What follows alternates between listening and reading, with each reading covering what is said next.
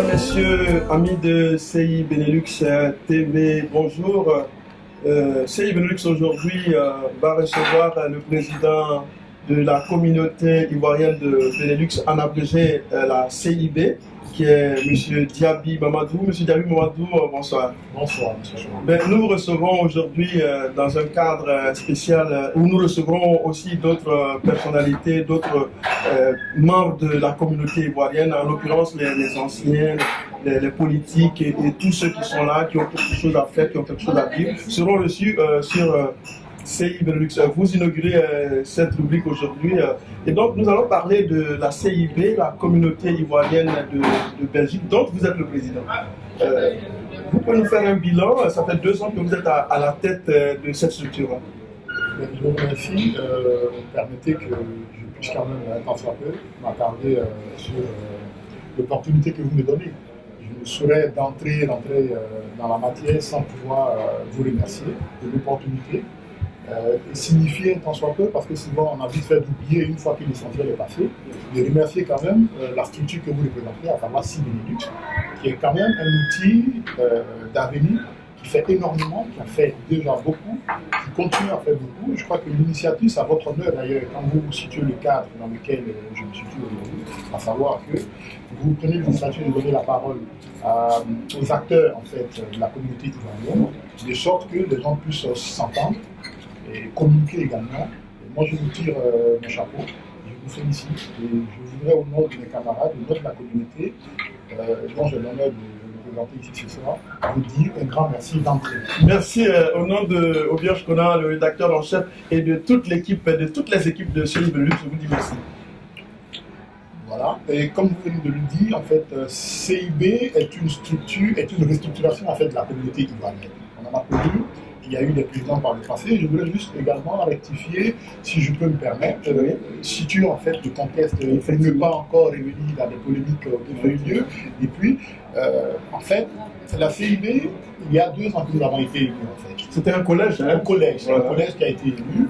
Et je crois qu'avant la création du collège, la naissance du collège, il y a eu pas mal de tractations. Vous pouvez rappeler rapidement à nos téléspectateurs qu'est-ce que c'est que le collège? Le collège en fait est né d'une volonté en fait de la communauté ivoirienne dans son ensemble. En fait. Il y a eu des acteurs, des gens, des anciens qui ont pris sur eux après l'appel du président lors de son passage ici en novembre, je crois, si je ne m'abuse, 2016, pardon, Oui.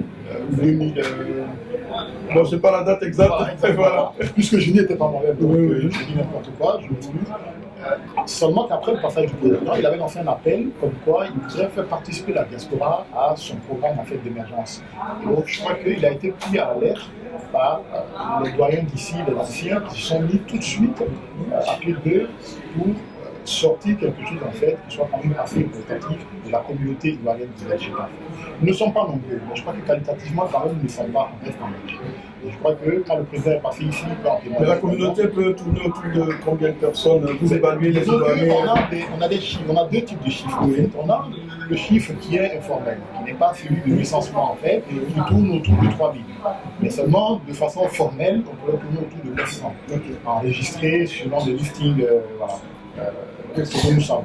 Donc il est hasardeux de pouvoir me le recensement, si je me fie à ce qui a été donné, nous sommes autour de 900 à 1000 Ivoiriens, 900 000 personnes. Mais je crois qu'il ressort quand même par un recrutement assez simple. Nous sommes au-delà de ce chiffre-là. Il faut faire avec. Donc je crois qu'à l'issue de cela, au passage du président ici, il y a eu une volonté de restructurer en fait la communauté. À l'issue de ces travaux, il y a eu la naissance du collège, il y a eu des élections.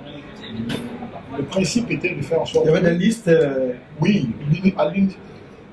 disons, c'était ça l'initiative en fait, c'était de faire en sorte que la communauté soit dynamique en fait. Parce que ce qu'on avait constaté, l'inventaire qui avait été fait en fait, le constat était qu'on était dans une sorte d'immobilisme, dans une léthargie en fait.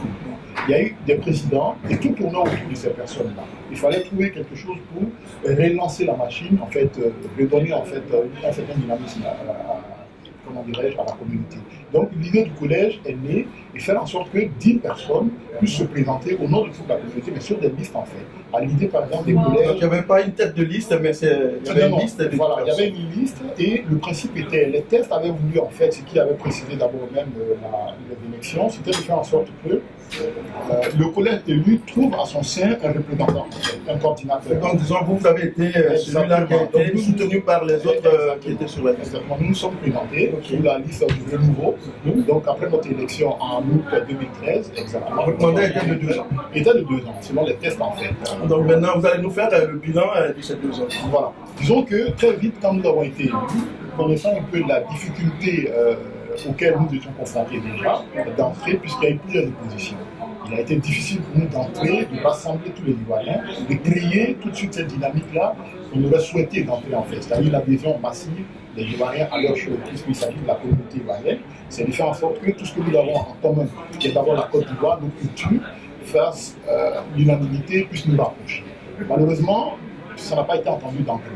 Quand nous avons approché nos autorités, on a été mis en mission de rassembler, puisque cela était une ambiance aussi qui était déjà là, c'est-à-dire que la réconciliation qui était en cours, vu la situation dans laquelle nous étions, et à partir des élections de 2010 déjà, il y avait une ambiance intentionnelle militaire qu'il fallait quand même améliorer.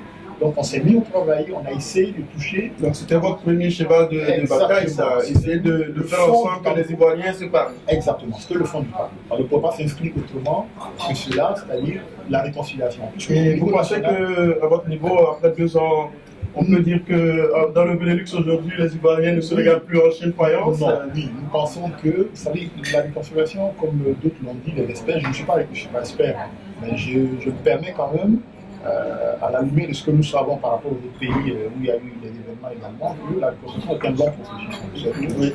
Et qu'il faut d'abord penser les plaies, il faut la cicatrisation aussi, le traumatisme, tout ça, ça demande de façon concrète. Qu'est-ce que vous avez fait? Est-ce que vous avez approché les communautés? Exactement, voilà. C'est ce que nous avons fait. Très vite, nous avons situé en fait un constat qui était clair. C'était de faire en sorte que les Ivoiriens puissent se parler. Nous, l'initiative, c'était de faire en sorte que les gens puissent être des interlocuteurs en fait fiables de la communauté, d'où le collège. Donc la formation du collège exigeait qu'il y ait cette tendance communes. C'est pourquoi si vous regardez de près la liste que nous avons soutenue en fait, la liste dont je suis ici en fait, dont je suis le porte-parole, est composée, est assez représentative de la communauté, sur le plan politique, sur le plan ethnique, sur le plan régional. Vous verrez en fait quand on dit les noms, malheureusement, faute de communication, de bonne communication, après notre élection, les Ivoiriens n'ont pas véritablement vu, en tout cas n'ont pas su interpréter en fait cela. Ou du moins, nous n'avons pas su peut-être exposer clairement quelle était cette diversité qu'on avait. Bien sûr, cela nous vous donnons aujourd'hui l'opportunité de vous adresser aux Ivoiriens. Voilà, pour dire que nous avons essayé de composer justement cette liste en prenant en compte l'ambiance qui prévalait à l'époque, à savoir faire en sorte que tous les Ivoiriens se retrouvent dans un collège et que le porte-parole ne soit pas seulement l'étendard d'une ethnie, d'un parti politique. Voilà. Donc, vous verrez que l'adjoint du coordinateur, c'est Dakouri, qui est un des membres fondateurs du FPI ici. Il y a Aline, qui est du PDC.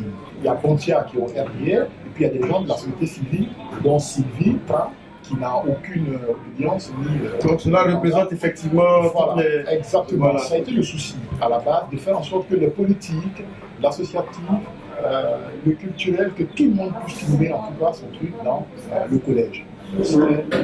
Monsieur le Président, donc nous venons de parler un peu, avec ce que vous venez de nous dire, on voit que vous avez déjà travaillé sur le plan du rassemblement des Ivoiriens. Qu'est-ce que vous avez fait d'autre à votre actif? Qu'est-ce qu'on peut mettre à votre actif? Au-delà du fait qu'on a essayé de faire une tournée nationale, on a été à Liège, je vais m'attarder dans sa position, on a été à Liège, on a rencontré des associations comme Talwa Claman. On a rencontré qui est l'association des femmes de Liège, qui est une structure qui est assez dynamique quand même, qui nous a bien reçus. Je profite également de l'occasion pour les en remercier.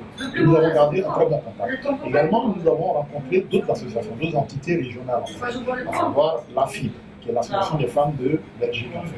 Nous avons rencontré les femmes ivoiriennes de Belgique. Les femmes ivoiriennes de Belgique. Nous avons rencontré également EDP, qui est une structure spécialisée de cadres ivoiriens qui essaye de mettre une passerelle entre les entreprises ivoiriennes et les entreprises européennes. Je crois qu'ils essayent quand même de faire en sorte que la Côte d'Ivoire ne soit pas. On a échangé avec cela, on a échangé avec l'association de Metz. Donc on a échangé avec les gens d'Anvers, on a échangé avec les gens de Caen, les différentes associations. Vous savez que dans cette ambiance également, c'est toute la communauté qui a été un peu déstructurée. Donc toutes les entités souffraient également de ce manque de cohésion. Donc, nous avons essayé en approchant le CNI également, qui est la structure religieuse en fait musulmane de Belgique. On a essayé de rencontrer des religieux, à savoir Thérèse, qui est pasteur en fait dans une des églises. Voilà, je m'attarde dessus pour qu'il sache qu'on a essayé de toucher également toutes les couches en fait, toutes les tendances de la société, pour faire en sorte que les gens puissent comprendre que notre élan était de rassembler là. D'accord, donc je vois que déjà il y a du travail qui est fait. À votre actif, qu'est-ce qu'on peut mettre? Je crois que, comme je l'ai dit tout à l'heure, il y a des éléments quand même assez saillants que nous avons essayé de poser. Malheureusement, je l'ai dit tout à l'heure, il y a un problème de communication. Nous avons constaté cela, on essaye d'améliorer en fait. Je crois que d'ailleurs vous êtes un des acteurs de cela. Vous nous conseillez également positivement dans ce sens-là. Donc on a essayé très vite quand on a été élu, on a eu un événement malheureux qui a fait partie très vite de ce que nous n'aurions pas souhaité à l'époque. Il y a eu le décès d'un jeune Ivoirien au centre fermé de Bruges. Très vite, on a été sollicité par l'ambassade pour réagir à cela, puisqu'on n'arrivait pas à savoir les causes réelles et les circonstances dans lesquelles le jeune était décédé. Donc, on a eu à ce moment-là à solliciter un conseil qui nous a demandé. Et vous avez pris à vos frères? Oui, on a pris à nos frères. Il faut noter que vous aviez eu un fonds de départ qui était de. Exactement. Quand on a été élu, en fait, on a eu un fonds de départ de 2000. Qui a été donné par le comité qui avait à l'époque piloté en fait les élections. Le comité ad hoc qui avait mis en place notre collège en fait. On avait reçu à la présence à l'ambassade ce jour-là, lorsqu'on a été lors du passation de service, on va dire, à la présence de l'ambassadeur et de ses conseillers, on a reçu 2000, une enveloppe de 2000. Comme étant le solde pour dire qu'on est là pour être clair pour les polémiques, qu'on sache ce que vous avez fait. Exactement. Et donc vous avez pris un conseil qui vous est revenu à combien? Le conseil nous est revenu à 1500. Disons qu'il s'agissait pour nous de. On n'était pas allé dans le but de payer dans un premier temps. Pour nous, c'était de savoir. C'était un jeune Ivoirien qui était décédé dans des situations troubles. Exactement. On s'est senti concerné au premier plan. Degré. Il fallait tout de suite savoir les circonstances dans lesquelles il était décédé. Parce qu'on ne peut pas accepter que ce soit même un chien ici, quand il décède, on cherche les raisons. Plus forte raison, un humain. Donc pour nous, on s'est senti fortement sollicité. Et très vite, nous sommes allés vers un conseil pour savoir quelle était la démarche à suivre pour qu'on nous fournisse exactement les circonstances de la mort de ce jeune. Là, c'est à votre actif. Voilà. Bon, on ne va pas rentrer dans les détails, je sais qu'il y a beaucoup de choses à dire. On ne pourra pas, je sais que ça, c'est à votre actif. Et y a-t-il d'autres choses encore? Absolument. Vous savez qu'il y a eu l'élan également très positif de notre gouvernement de mettre à la disposition des Ivoiriens des maisons, puisque ça fait partie quand même d'une volonté du gouvernement de permettre aux Ivoiriens de se loger. On sait tous quelle est la problématique en fait de logement dans tous les pays, particulièrement en Côte d'Ivoire. Et il y a eu ce projet de logement social. Très vite, nous avons pris le taureau par les cornes en rencontrant, en fait, en envoyant en Côte d'Ivoire quelqu'un pour démarcher, faire en sorte que les Ivoiriens de Belgique, la diaspora, puissent avoir ces maisons. Notamment le coordinateur adjoint d'Apuri qui a rencontré la CICOJ et qui a rencontré également par la même occasion le ministre de la Construction. Et on a été conviés en ce moment-là à rencontrer le ministre à une exposition pour faire en sorte qu'une équipe à Paris, exactement lors d'une exposition, on a été rencontrer le ministre. Amadou Sanoro, je crois que c'est bien ça, c'est le ministre de la Construction et de l'Urbanisme, qui nous avait fait l'honneur à l'époque de nous recevoir, il était très aimable, qui nous avait promis de faire venir une équipe en Belgique, de sorte que la diaspora puisse souscrire, faire des souscriptions en tout cas, au niveau de cette maison-là. Puisque les critères étaient tels qu'il fallait faire en sorte que tous les Ivoiriens qui puissent participer à cette initiative du gouvernement. On a été rencontrer le ministre qui nous avait donné la ferme promesse de venir en Belgique, de faire en sorte que les Ivoiriens puissent faire cela. Malheureusement, on a été surpris de constater que cela s'est fait, mais seulement pour les Ivoiriens de Paris. Et donc, nous sommes restés sur notre fin. Oui. On n'a pas vraiment concrétisé. Je pense que on va revenir sur tout ça. Et il y a aussi un autre fait, j'étais à votre AG, vous avez dit que vous êtes constitué en ASBL. On peut dire, comme on dit en Côte d'Ivoire, en ONG. Exactement. Voilà, c'était un vide en fait. Il y a eu une volonté pendant longtemps des Ivoiriens d'avoir un cadre légal. Je crois que les gens ont hésité pendant longtemps, pas faute de moyens, mais les hésitations étaient du fait qu'il n'y avait pas une volonté très claire de passer de ce qui était de fait à ce qui était formel. En fait, selon la législation belge, en fait, en ce qui concerne l'association, il y a deux cadres. En fait, il y a les associations de fait et les ASBL. Donc très vite, nous avons constaté en fait des carences. Il faut savoir que pour prospérer ici, pour être viable, il fallait se constituer en ASBL. Ce que nous avons fait très vite pour quitter dans cet aspect un peu aléatoire des choses, à savoir qu'on ne pouvait pas solliciter de salle, on ne pouvait pas entreprendre une mutuelle, on ne pouvait pas entreprendre des démarches fondées si on n'était pas nous-mêmes constitués en personne morale. C'est l'équivalent en fait, comme vous l'avez dit, des ONG. Donc à ce jour, nous sommes une SBL et comme les procédures changent en fait, jusqu'à l'ouverture de compte que nous comptons vraiment concrétiser le plus tôt possible, c'est-à-dire quoi, dès le premier trimestre de janvier, pour formaliser définitivement en fait la constitution de l'ASBL, on peut donc déjà dire qu'aujourd'hui, il y a 2 ans, nous étions une association de fait. Donc vous informez les Ivoiriens que nous sommes leur association. Absolument, voilà. Nous sommes SBL. Je vais profiter pour dire en quoi cela sert, parce qu'il y a eu beaucoup de polémiques là-dessus, si vous permettez. Rapidement, nous sommes une minute pour dire qu'une SBL, on a été confronté à des gens de phénomènes ici, confronté à des baquets.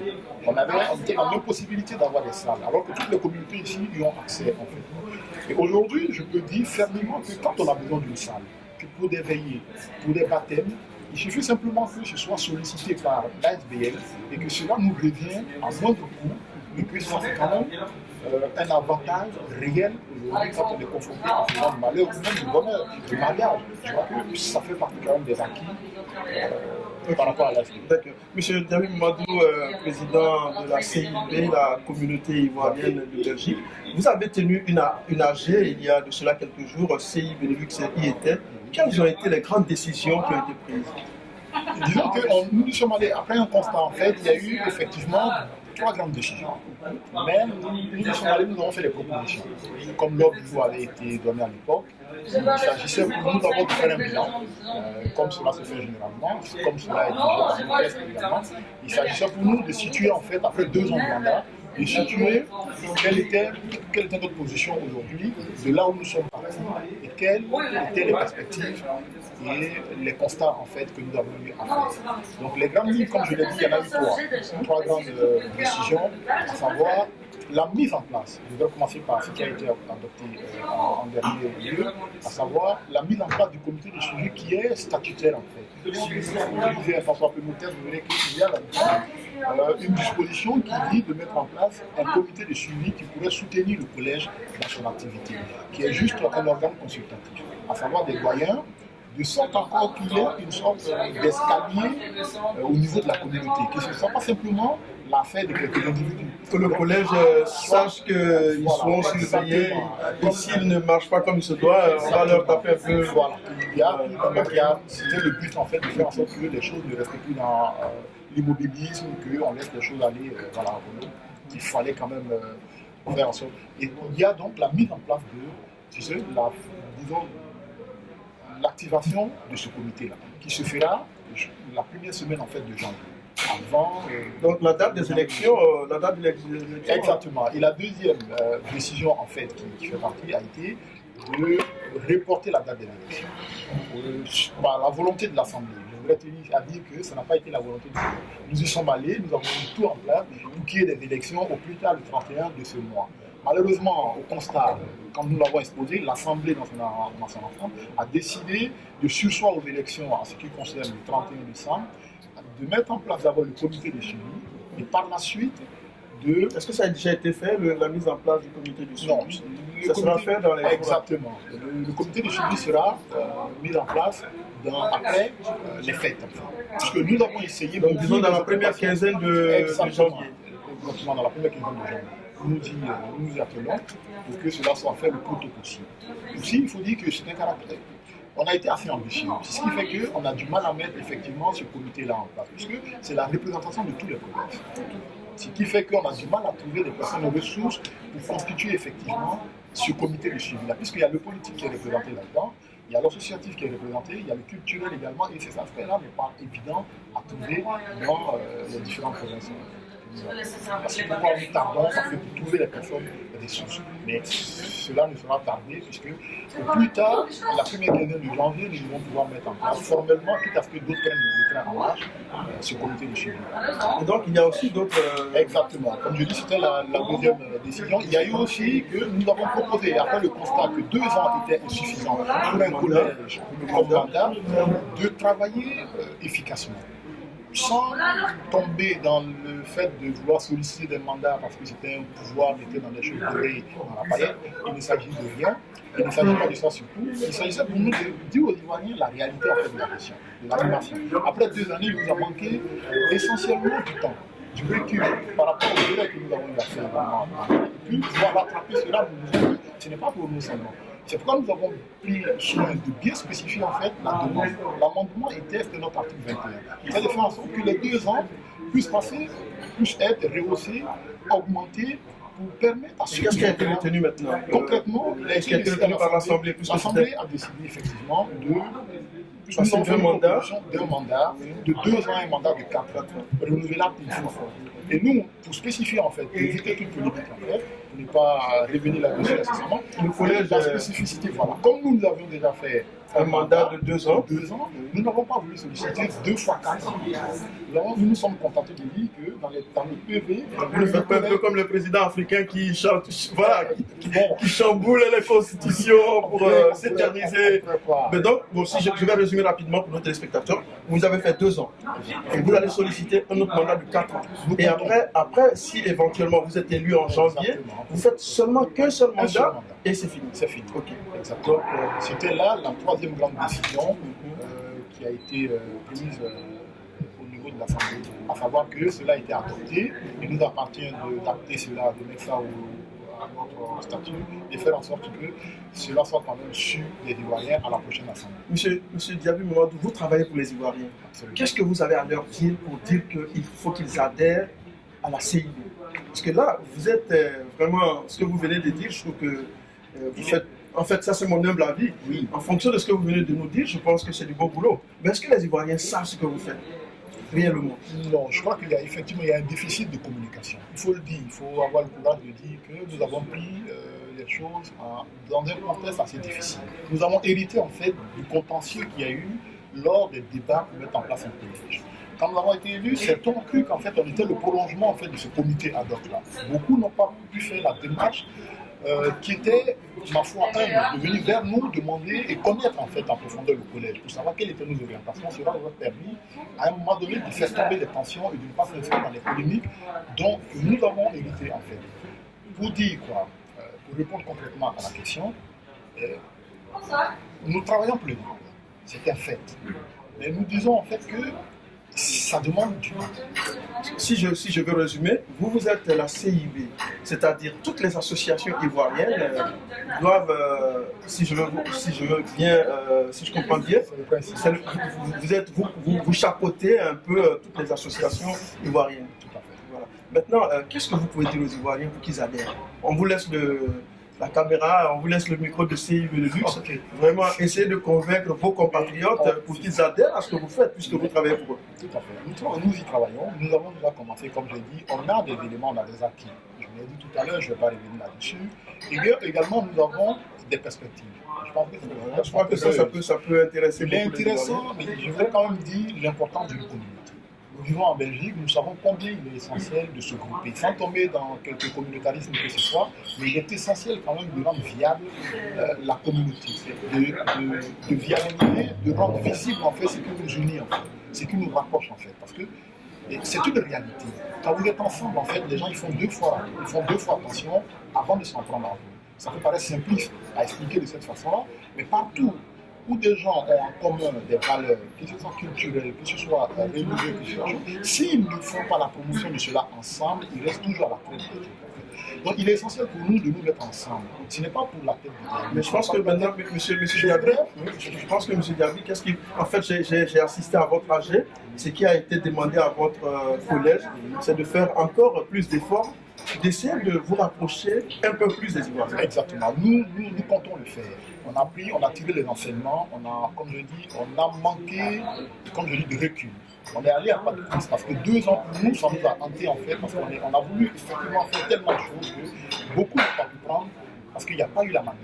Et que comme pour nous c'était nouveau, effectivement, c'est pas parce qu'on ne le savait pas. On s'est dit que les Ivoiriens auraient le sursaut d'adhérer aux initiatives en fait du collège. Malheureusement, il y a eu un déficit de communication et peut-être de savoir-faire. C'est que nous comptons rectifier en fait. Et je reviens là-dessus pour dire que les Ivoiriens n'ont pas d'autre choix. C'est impératif pour eux de se mettre ensemble. On ne pourra rien faire si nous ne sommes pas ensemble. Il faut un minimum. Le fait de chapeauter les autres associations, c'est juste un outil en fait. Ce n'est pas un pouvoir absolu. Nous encore, vous êtes plutôt à la disposition pour travailler pour sa communauté. Exactement. Nous avons adhéré en fait à l'initiative du collège parce qu'on a trouvé ça en finale. Par le passé, il y a eu un manque comme je l'ai dit, de dynamisme et de surplace. On a fait beaucoup de surplace parce que, pas par le manque de savoir-faire, pas par le manque de qualité des personnes qui étaient à la tête, mais parce que la tâche est ardue. Il est difficile de le faire seul. L'idée du collège était justement de trouver des personnes, des ressources, 10 bonhommes qui ne sont pas faillibles en même temps. Et voici pourquoi on a adhéré. Et que vous aviez demandé, je pense qu'en son temps, il avait été demandé à toute la communauté s'il y avait d'autres personnes qui voulaient aussi postuler, venir avec leur liste. Effectivement. Et donc, ce qui sera fait aussi pour. Absolument, c'est ce qui est fait par les pièces. On ne saurait faire autrement que c'est des listes qui doivent s'affronter dans toute transparence. Toute démocratie, c'est faire en sorte que le collège de lui puisse prendre en main l'animation de la communauté. Juste une dernière question avant que nous ne terminions cette interview. Quels sont vos rapports avec l'ambassade de Côte d'Ivoire à Bruxelles? Est-ce que vous avez de bons rapports? Est-ce que c'est un peu conflictuel? Est-ce que c'est... Bon, voilà, dites-nous comment ça se va? Comment ça va entre vous et l'ambassade? Puisque ça fait partie, c'est un élément qui fait partie de puisqu'en principe, vous devriez travailler en bonne intelligence avec l'ambassade. C'est notre souhait. Je crois que c'est notre souhait d'entrer. Et puis, nous ne sommes pas... nous avons été très vite confortés dans ce dossier. Quand nous avons été élus, on a été reçus par l'ambassadeur qui nous a mis en mission. Il nous a conviés à une séance de travail avec ses collègues. Il nous a mis en mission, effectivement. Donc, on avait cru dès lors qu'on était en collaboration avec l'ambassade, qu'on était une sorte d'interface qui permettrait en fait de faciliter l'échange entre l'ambassade et la communauté. Malheureusement, je vous dis, les choses n'ont pas suivi. Et à quoi cela était dû D'abord, il y a un problème de personne.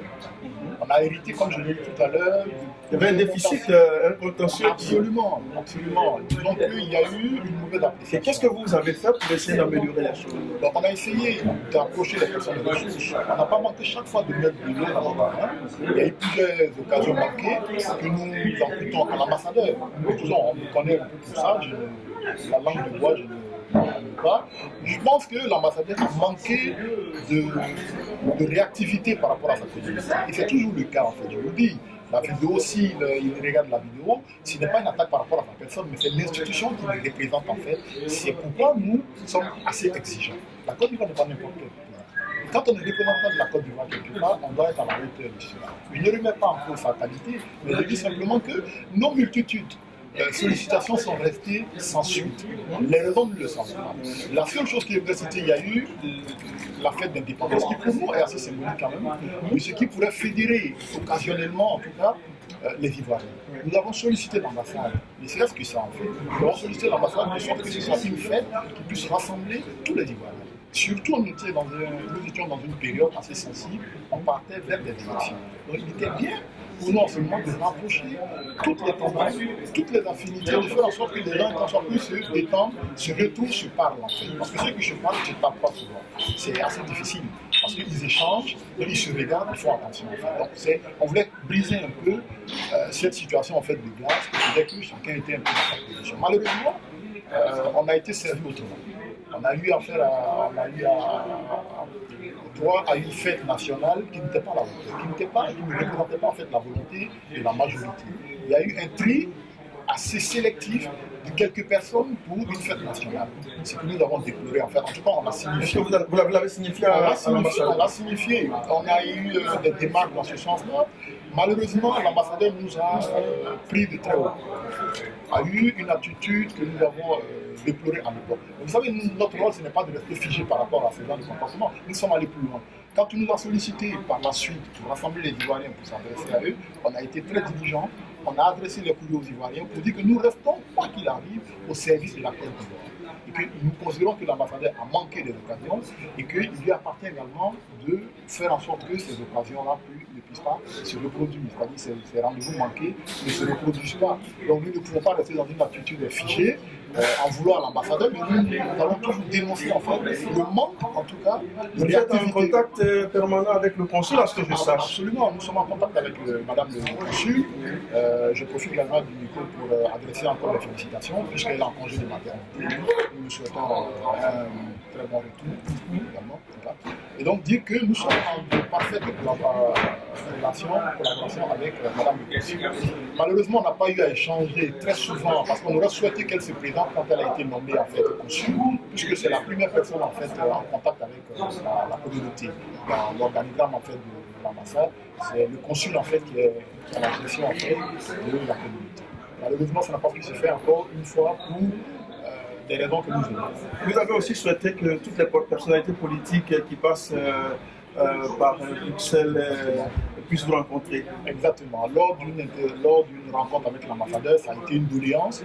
Nous avons soumis à l'ambassadeur de faire en sorte que quand il y a des personnalités qui participent, que ce soit officiellement ou officieusement, qu'on puisse en tant que nous informer, qu'on puisse transmettre à ces personnalités-là, nous n'avons pas souvent l'occasion, qu'on puisse leur transmettre quelques doléances, quelques propositions, des apports en tout cas qui pourraient améliorer les conditions de vie, en tout cas notre vécu ici. Malheureusement, ça a été sans suite. Comme je l'ai dit, il y a une sorte de mépris. On a entendu dire pas mal de choses concernant, mais on ose croire que c'est des rumeurs, que c'est juste des ragots, mais en tout cas, cela n'honore pas notre représentation diplomatique. Mais nous allons, si éventuellement l'ambassade demandait un droit de réponse, nous allons leur donner ce droit de réponse. Absolument, c'est votre devoir et je crois que cela est fait pour animer d'ailleurs la communauté. Il faut accepter que les gens parlent, que les gens disent ce qui se passe, sinon les choses n'iront pas. Nous disons que l'ambassadeur a manqué de réactivité, nous ne disons pas que cela ne va pas se faire. Voilà, on a des preuves, on a des éléments pour démontrer cela, mais il ne s'agit pas de remettre, je le dis encore, il ne s'agit pas de remettre en cause l'ambassadeur, mais il y a un fonctionnement qui n'est pas à la hauteur de la fonction qu'il occupe.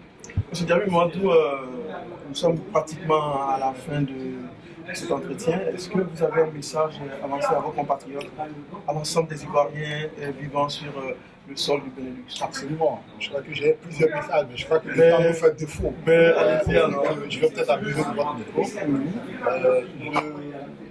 Je voudrais d'abord, en cette fin d'année, qui est d'usage, de présenter effectivement de joyeuses fêtes, également de joyeuses fêtes à toute la communauté.